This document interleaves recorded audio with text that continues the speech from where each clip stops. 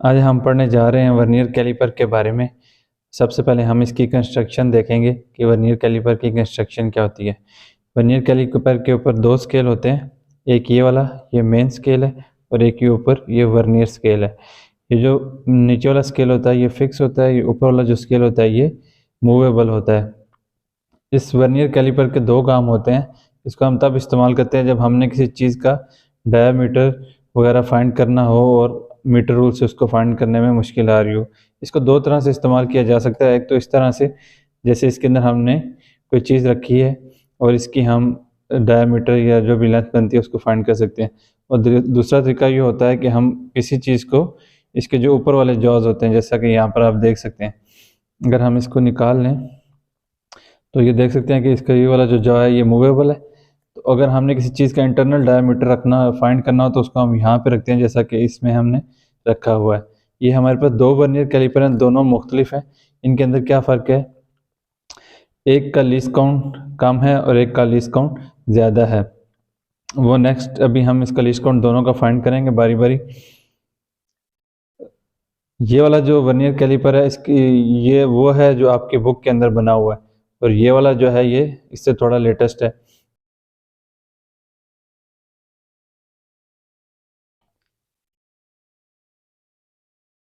Vernier caliper का least count find कर fix नहीं होता, इसके लिए हमें फार्मूला दिया गया होता है। और फार्मूला क्या है, smallest main scale reading divided by number of divisions on vernier scale. जो मेन स्केल के ऊपर रीडिंग होती है, इस वाले को हम सामने रख लेते हैं क्योंकि इसके ऊपर ज़रा क्लियर नज़र आ रहा है। ये जो मेन स्केल होता है इसके ऊपर जो रीडिंग होती है उनके जो सबसे छोटी डिवीजन बनती है। ये जो मेन स्केल है ये मीटर रूल की तरह का है। ये इसके अंदर 12 या 15 सेंटीमीटर्स होते हैं और हर सेंटीमीटर में 10 मिलीमीटर्स होते हैं। तो इसकी जो दो स्मॉल डिवीजन्स के दरमियान फासला बनता है वो 1 मिलीमीटर होता है। इसलिए इसकी जो ऊपर वाली वैल्यू है फार्मूला के अंदर 1 मिलीमीटर, ये हमेशा फिक्स होगी। लेकिन जो number of divisions on vernier scale है ये डिफरेंट हो सकता है। जैसा कि इस वर्नियर स्केल के इसका जो वर्नियर स्केल है इस पर अगर आप काउंट करें यहाँ पे तो 1 2 3 4 5 6 7 8 9 10, ये पहले वाला 0 होता है, 0 को छोड़ के आगे 1 से स्टार्ट होती हैं। तो अगर हम इसको 1 से स्टार्ट करें तो ये हमारे पास 10 डिवीजन्स बनती हैं। तो इसके वर्नियर स्केल के ऊपर हमारे पास टोटल 10 डिवीजन्स हैं, इसलिए हमने यहाँ पे लिखा है 1 मिलीमीटर डिवाइडेड बाय 10। तो लीस्ट काउंट क्या आया, 0.1 मिलीमीटर, और उसको हमने सेंटीमीटर्स में कन्वर्ट किया है। यानी कि इसको अगर हम 10 से डिवाइड कर दें तो 0.01 सेंटीमीटर आ गया। लीस्ट काउंट को हमने मिलीमीटर में भी फाइंड किया और सेंटीमीटर में भी फाइंड किया है। इसमें से दोनों में से कोई भी वैल्यू हमें ज़रूरत पड़ सकती है, वो आगे हम जब रीडिंग लेंगे तो हम देखेंगे कि दोनों फाइंड करने में क्या फ़ायदा है। ये 0.01 कैसे आया कि 0.1 को 10 से डिवाइड किया, क्योंकि 1 सेंटीमीटर में 10 मिलीमीटर्स होते हैं, तो 1 millimetre is equal to 1/10 centimetre. तो इसको 10 से डिवाइड किया तो ये वैल्यू आई है। ये वाली जो रीडिंग यहाँ पर ली गई है ये इस दूसरे वर्नियर कैलिपर की है। इसके ऊपर भी स्मॉलेस्ट मेन स्केल रीडिंग जो है ऊपर वो तो 1 मिलीमीटर ही होगी, वो तो फिक्स होती है। नंबर ऑफ डिवीजन्स जो होती हैं वो हमारे पास चेंज होती हैं। तो यहाँ पर देखते हैं कि हमारे पास कितनी नंबर ऑफ डिवीजन्स है। यहाँ पे 0 है, पहले 0 के बाद हमने काउंट करना है 1 2 3 4 5 6 7 8 9 10 11 12 13 14 15, ये 20 तक है, ठीक है। यहाँ पे काउंटिंग तो 0 से लेकर 10 तक हुई हुई है, लेकिन इनके दरमियान भी डिवीजन्स दी हुई हैं।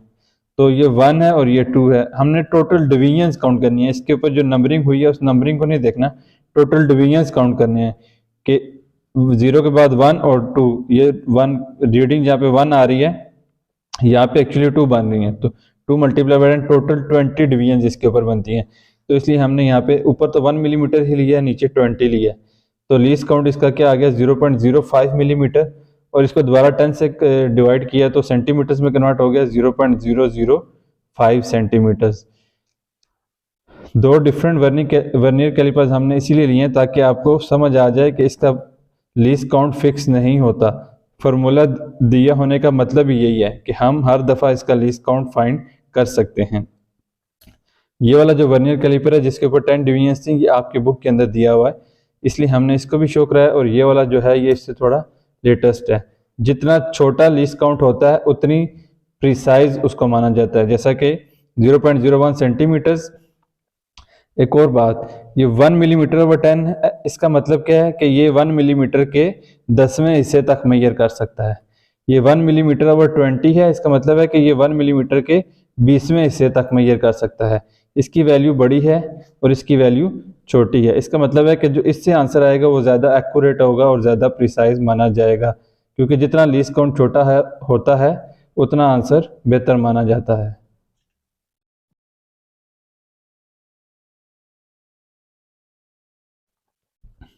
अब हम ज़ीरो एरर के बारे में पढ़ेंगे। ज़ीरो एरर क्या होता है? जब हम इस डिवाइस को जेंटली ऐसे बंद कर देते हैं, क्लोज कर देते हैं इसके जार्स को, तो एक मेन स्केल के ऊपर ज़ीरो है और एक वर्नियर स्केल के ऊपर ज़ीरो है। ये जो पहली इन दोनों की लाइन है, ये दोनों बिल्कुल एक दूसरे के साथ टच होनी चाहिए, कोइंसाइड होनी चाहिए। अगर दोनों कोइंसाइड कर रही हो, इसका मतलब है कि ज़ीरो एरर नहीं है और डिवाइस बिल्कुल परफेक्ट है। अगर हम इसको क्लोज करते हैं, लेट्स से जो वर्नियर स्केल का ज़ीरो है वो मेन स्केल के ज़ीरो के साथ टच नहीं करता बल्कि उससे पीछे रह जाता है इस तरफ, तो इसका मतलब होगा कि इसके अंदर ज़ीरो एरर मौजूद है और वो पॉजिटिव ज़ीरो एरर है। फ़र्ज़ करें कि हम इसको क्लोज करते हैं बिल्कुल, और जो वर्नियर स्केल का ज़ीरो है वो मेन स्केल के ज़ीरो से उस तरफ निकल जाता है, आगे निकल जाता है, तो फिर इसके अंदर नेगेटिव ज़ीरो एरर होगा। अब हम देखते हैं कि इस ज़ीरो एरर को हम मेजर कैसे कर सकते हैं। सपोज करें कि ये, वैसे तो मैंने यहाँ पे इसको थोड़ा सा ओपन किया हुआ है, सपोज करें कि ये बिल्कुल क्लोज है, तो क्या होना चाहिए? ज़ीरो दोनों कोइंसाइड करने चाहिए, लेकिन जो वर्नियर स्केल का ज़ीरो है वो मेन स्केल के ज़ीरो से पीछे है। तो फिर हम देखेंगे कि अगर दोनों ज़ीरो की लाइनें आपस में टच नहीं हो रही, तो वर्नियर स्केल की कौन सी लाइन है, कौन सी डिवीजन है जो मेन स्केल की किसी भी डिवीजन के साथ कोइंसाइड कर रही है।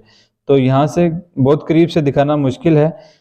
सपोज कर लेते हैं कि इसकी जो 7th डिवीजन है, वर्नियर स्केल की 7th डिवीजन मेन स्केल की किसी भी डिवीजन के साथ कोइंसाइड कर रही है, तो हम लिखेंगे vernier division coinciding with main scale division is equal to 7, यानी कि इसकी 7वीं डिवीजन मेन स्केल की डिवीजन के साथ कोइंसाइड कर रही है।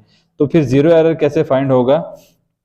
इस 7 को हम मल्टीप्लाई कर देंगे लीस्ट काउंट के साथ। तो ये वाला जो वर्नियर कैलिपर था, इसका लीस्ट काउंट क्या था? 0.1 मिलीमीटर या 0.01 सेंटीमीटर। यहाँ पर हम मिलीमीटर में भी वैल्यू ले सकते हैं और सेंटीमीटर में भी वैल्यू ले सकते हैं। हम 0.01 सेंटीमीटर की वैल्यू ले देते हैं, तो आंसर क्या आ जाएगा? 0.07 सेंटीमीटर। ये सेंटीमीटर की वैल्यू हमने क्यों ली है, ये मैं आपको जब हम रीडिंग लेंगे इसके ज़रिए तो फिर मैं आपको बताऊंगा कि मिलीमीटर में कब लेनी होती है और सेंटीमीटर में कब लेनी होती है। अब ये ज़ीरो एरर आ गया 0.07 सेंटीमीटर, तो ज़ीरो करेक्शन क्या होगी? ये भी 0.07 सेंटीमीटर ही होगी, लेकिन इसके साथ माइनस का साइन लगेगा, क्योंकि पॉजिटिव ज़ीरो एरर है। इसका मतलब है कि ये कुछ एक्स्ट्रा वैल्यू दिखाएगा हमें जब हम रीडिंग लेंगे, तो हमने आखिर में उसको माइनस करना होगा रीडिंग में से। अब ये जो दूसरा वर्नियर कैलिपर है इसको देख लेते हैं। इसको जब हम बिल्कुल क्लोज करते हैं तो देखिए इसका जो मेन स्केल की और वर्नियर स्केल की लाइन है ये बिल्कुल एक दूसरे के साथ टच हो रही है, कोइंसाइड कर रही है। इसका मतलब है कि इसके अंदर कोई ज़ीरो एरर नहीं है और ये बिल्कुल परफेक्ट है। लेकिन हम सपोज कर लेते हैं कि जब हमने इसको क्लोज किया है तो वर्नियर स्केल का ज़ीरो जो है वो मेन स्केल के ज़ीरो से उस तरफ आगे निकल गया, तो इसका मतलब क्या होगा कि इसके अंदर नेगेटिव ज़ीरो एरर है। ये सिर्फ हम समझने के लिए ले रहे हैं। तो नेगेटिव ज़ीरो एरर है, तो बाकी तरीका वही होगा, हमने देखना है कि अगर दोनों लाइनें कोइंसाइड नहीं कर रही तो वर्नियर स्केल की कौन सी डिवीजन है जो मेन स्केल की किसी भी डिवीजन के साथ कोइंसाइड कर रही है। हम सपोज कर लेते हैं कि इसकी 8वीं डिवीजन जो है वो मेन स्केल के साथ कोइंसाइड कर रही है। तो ज़ीरो एरर कैसे फाइंड होगा? इसका वही तरीका है, 8 को मल्टीप्लाई करेंगे इसके लीस्ट काउंट के साथ।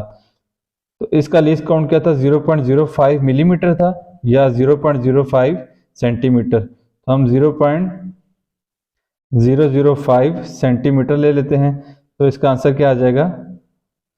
0.04 सेंटीमीटर। तो इसकी ज़ीरो करेक्शन क्या होगी? 0.04 सेंटीमीटर, और यहाँ पर हम ज़ीरो एरर के साथ माइनस लगाएंगे। क्यों? क्योंकि ये नेगेटिव ज़ीरो एरर है। हमने सपोज किया है कि जो वर्नियर स्केल का ज़ीरो है वो मेन स्केल के ज़ीरो से आगे निकल गया, इस तरफ चला गया, तो इसलिए ये क्या होगा? नेगेटिव ज़ीरो एरर होगा। तो इसकी जीरो करेक्शन क्या होगी, पॉजिटिव 0.04 सेंटीमीटर्स।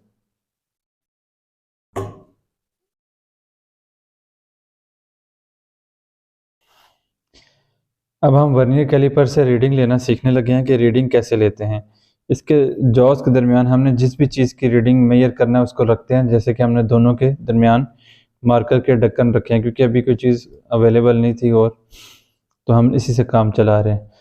तो हम सबसे पहले क्या देखते हैं कि मेन स्केल रीडिंग क्या आ रही है। मेन स्केल रीडिंग कैसे देखी जाएगी कि जो वर्नियर स्केल का ज़ीरो है वो मेन स्केल पे कहाँ कोइंसाइड कर रहा है। तो अगर हम इस पे देखें तो वर्नियर स्केल का जो ज़ीरो है वो मेन स्केल पे 3.4 सेंटीमीटर्स के ऊपर जाके टच कर रहा है। 3.4 यानी कि 3 सेंटीमीटर्स गुजरने के बाद 4 मिलीमीटर तक वो जा रहा है, ठीक है। तो जो वर्नियर स्केल का ज़ीरो है वो 3.4 पे तकरीबन टच कर रहा है। उसके बाद हमने देखना है कि वर्नियर स्केल की कौन सी डिवीजन मेन स्केल की किसी भी डिवीजन के साथ कोइंसाइड कर रही है। तो हम देखते हैं कि इसकी फोर्थ डिवीजन जो है वो मेन स्केल की किसी भी डिवीजन के साथ कोइंसाइड कर रही है। इसको बहुत जूम करके दिखाना ज़रा मुश्किल है क्योंकि बहुत छोटी छोटी रीडिंग्स हैं, इसलिए हम आपको साथ साथ बता रहे हैं। तो मेन स्केल रीडिंग 3.4 थी और वर्नियर स्केल की जो डिवीजन जो किसी भी मेन स्केल के डिवीजन के साथ कोइंसाइड कर रही है वो फोर्थ बनती है। तो वर्नियर रीडिंग क्या हो जाएगी, 4 मल्टीप्लाई बाय इसका जो लीस्ट काउंट था 0.01 सेंटीमीटर्स, तो ये हो जाएगा 0.04 सेंटीमीटर्स के बराबर। मेंस की रीडिंग क्या थी 3.4 सेंटीमीटर्स, और जो फोर्थ डिवीजन थी वो मेन स्केल के साथ कोइंसाइड कर मेन स्केल की किसी भी डिवीजन के साथ कोइंसाइड कर रही थी। तो हमने इसको लीस्ट काउंट से मल्टीप्लाई किया तो 0.04 सेंटीमीटर्स आ गया। तो वर्नियर रीडिंग क्या होगी 0.04 सेंटीमीटर्स। दो तरह की रीडिंग लेनी पड़ती है, मेन स्केल रीडिंग और वर्नियर स्केल रीडिंग। अब टोटल रीडिंग कैसे आएगी, इन दोनों को प्लस कर देंगे, 3.4 सेंटीमीटर्स प्लस 0.04 सेंटीमीटर्स, तो ये आ जाएगा 3.44 सेंटीमीटर्स। अब हम दूसरे की भी रीडिंग ले लेते हैं, फिर हम इसकी फाइनल रीडिंग देखेंगे कैसे आएगी।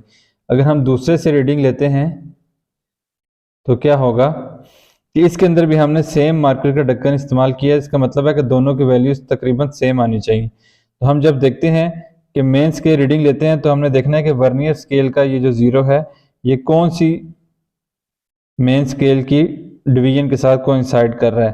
तो ये तकरीबन मेन स्केल रीडिंग बनती है यहाँ पर भी 3.4 सेंटीमीटर्स। फिर उसके बाद हम देखते हैं कि वर्नियर स्केल की कौन सी डिवीजन मेन स्केल की डिवीजन के साथ कोइंसाइड कर रही है। तो यहाँ पर तकरीबन जो छठी डिवीजन बनती है वो मेन स्केल की डिवीजन के साथ कोइंसाइड कर रही है। तो वर्नियर रीडिंग क्या हो जाएगी 6 मल्टीप्लाई बाय जो इसका लीस्ट काउंट था जो कि 0.005 सेंटीमीटर्स था। तो जब हम इसको मल्टीप्लाई करेंगे तो 0.03 सेंटीमीटर्स आ जाएगा। तो मेन स्केल रीडिंग 3.4 सेंटीमीटर्स है, वर्नियर स्केल रीडिंग 0.03 सेंटीमीटर्स। अगर हम इन दोनों को ऐड कर दें 0.03 सेंटीमीटर्स तो 3.43 सेंटीमीटर्स आ जाएगा। तो आप देख सकते हैं कि इससे हमारे पास रीडिंग 3.44 सेंटीमीटर्स आई थी और इससे रीडिंग 3.43 सेंटीमीटर्स आई थी, जो कि बिल्कुल तकरीबन सेम है। ज़रा सा जो पॉइंट का फ़र्क आया है वो हमारी आंखों के देखने की वजह से हो सकता है कि हम किस एंगल से उसकी रीडिंग को देख रहे हैं। ये तो दोनों की वैल्यूज बिल्कुल सेम इसलिए आ रही हैं क्योंकि दोनों के अंदर जीरो एरर एक्चुअल में जीरो के बराबर था। इन दोनों वर्नियर कैलिपर्स के अंदर जो जीरो एरर था वो बिल्कुल ना होने के बराबर था, लेकिन जो पीछे हमने जीरो एरर की वैल्यूज दी थी वो हमने एज्यूम की थी सिर्फ आपको समझाने के लिए कि उसकी रीडिंग कैसे लेते हैं। तो फर्ज करें कि उसी रीडिंग को हम आगे लेकर चलते हैं, तो क्या करना पड़ेगा हमें, फाइनल रीडिंग कैसे आएगी, ये जो आंसर आया है इसके साथ जीरो करेक्शन की जो वैल्यू थी उसको प्लस करना पड़ेगा। तो यहाँ पे नेगेटिव थी इसकी वैल्यू क्योंकि जीरो एरर पॉजिटिव था, तो जीरो करेक्शन की वैल्यू नेगेटिव थी, तो हम इसको इसमें से माइनस कर देंगे तो हमारा फाइनल आंसर आ जाएगा। और यहाँ पर भी इसकी जीरो एरर नेगेटिव था और जीरो करेक्शन की वैल्यू पॉजिटिव थी, तो हम इन दोनों को प्लस कर देंगे तो यहाँ पर हमारा फाइनल आंसर आ जाएगा। अगर ये काम आपने तब करना है इन केस कि आपके पास ज़ीरो एरर मौजूद था। अगर आपके डिवाइस के अंदर ज़ीरो एरर ना हो तो फिर ये काम नहीं किया जाएगा, यही आपकी फाइनल रीडिंग होगी।